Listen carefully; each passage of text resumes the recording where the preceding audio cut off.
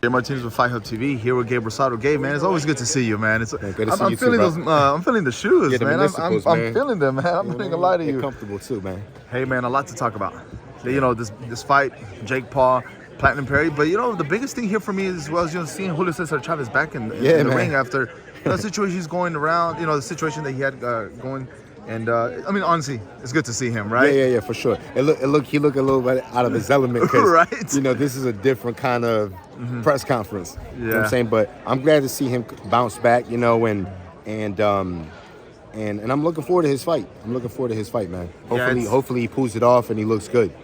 This fight, you know, Mike Perry, Jake Paul. A lot of people are questioning Jake Paul why he took this fight with Mike Perry. Because I mean, let's be honest, Mike Perry, he's a dog. He's a killer, man. Yeah, man, and he's hilarious too. He's hilarious. Yeah. That was one of the funniest press conferences ever, man. But you know, man, look, props to Jake. You know, he didn't have to take this kind of fight. He has that big payday fight with Mike Tyson in November. He could have took a softer fight, man. But this fight right here is a dangerous fight. I have it 50-50. You know, even though Mike Perry hasn't fought, he only has one fight in traditional boxing. But he's a dog, bro. He's a dog, man. And he can fight, and he got heart. And one thing that I feel that he's going to bring to the table is, I think Jake will box, but I think Mike's going to stay in his grill. And you know, can Jake handle that pressure?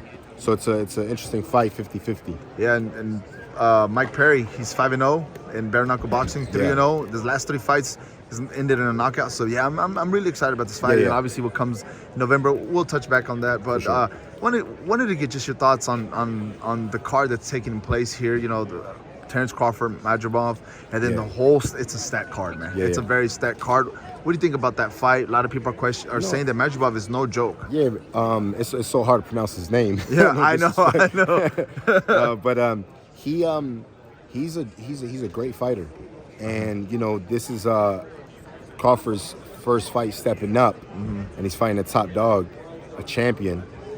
So, you know, I think a lot of people favor Crawford, but say his name again. Madrimov. Yeah, even I have to be like. Madrimov is like, he has the ability to kind of set traps and not allow Crawford to get into the rhythm, because Crawford's the type of fighter that he dictates the pace. He sets the tone of the fight. So the matchup is really good. You know, and then you got Pitbull. Rayo Valenzuela. Yeah, in Venezuela, which is a great fight. Andy Reese, Baby Miller. Yeah, Andy Reese. That fight's the two big boys. Yeah. You know what I'm saying? But I think I got Reese on that one. But it's a great fight, man. It's a great fight for Crawford. Overall, so, you know, the biggest talks right now, Crawford is really pursuing that Canelo fight. Yeah. Given that he does win in the 154, he jumps up to 168. What are the pros and cons getting into a fight, going from 147, 154, going up to 168, facing Canelo? Is it a possible good match? Yeah, but, you know, here's the thing. This is how if you're in Canelo's shoes, Crawford has nothing to lose. Because if he loses, he's not meant to fight 68. Nothing to lose, everything to gain, because it'll be the biggest payday. You know, and it gives him an opportunity to fight, face a boxing Canelo. So it's a win-win situation for Crawford. But then Canelo, on the other hand, like, let's say he beats Crawford, well, you're supposed to beat Crawford because he's a smaller guy. Exactly, yeah. But then if you don't win, it's like, you know what I mean? So it's just one of those things where I think I don't think it makes sense for Canelo. It makes all the sense in the world for Crawford, though. But I would prefer seeing Canelo just, you know, fight the guys of that weight class. You know, and who knows who he's fighting next? You know, there's talks of, they say Perlanga, then they say Eubank. Yeah. Who knows? Who knows who he's fighting? Yeah, you know, it's a very strong possibility that he could face what they're saying. And the thing is, not to cut you off, no, it's okay. Eubank is a smaller guy, but you know, he's beating Eubank easy. Really? You know what I'm saying? Yeah. Why do you say that?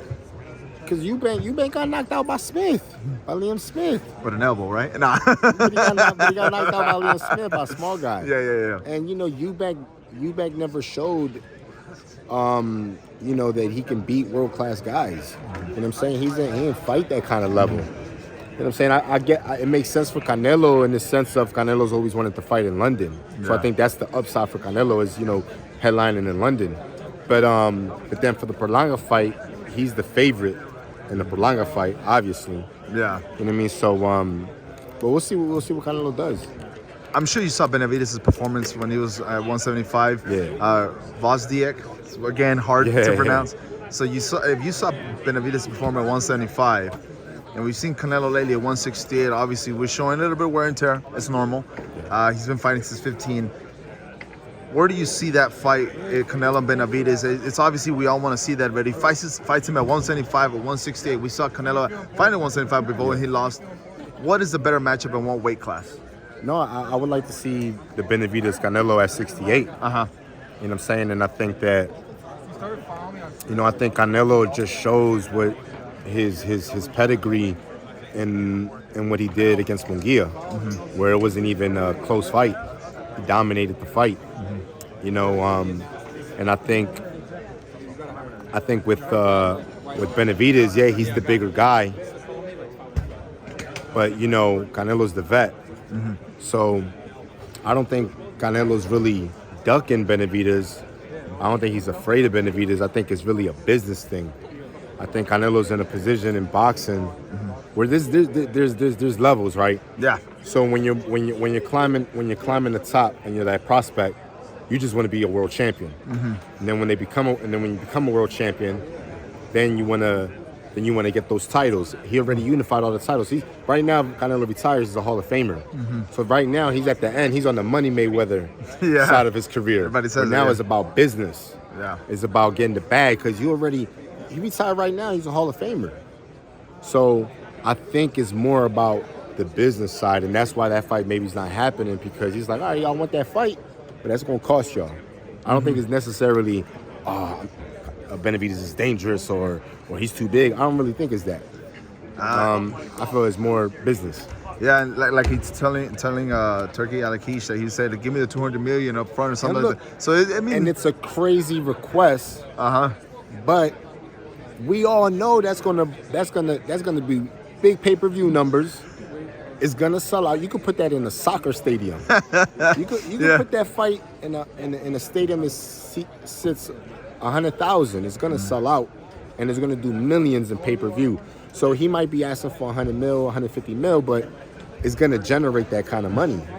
So it's crazy, but it's really not crazy because it's gonna generate that type of bread. I'm laughing, Gabe, because the pay-per-view probably would be like $200 for each home. But think about it. It's gonna do numbers it's gonna do millions. Yeah, millions. You know what I'm saying? So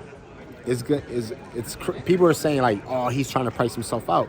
No, he's in that position where he could do that, and it makes sense because it's gonna make that kind of money.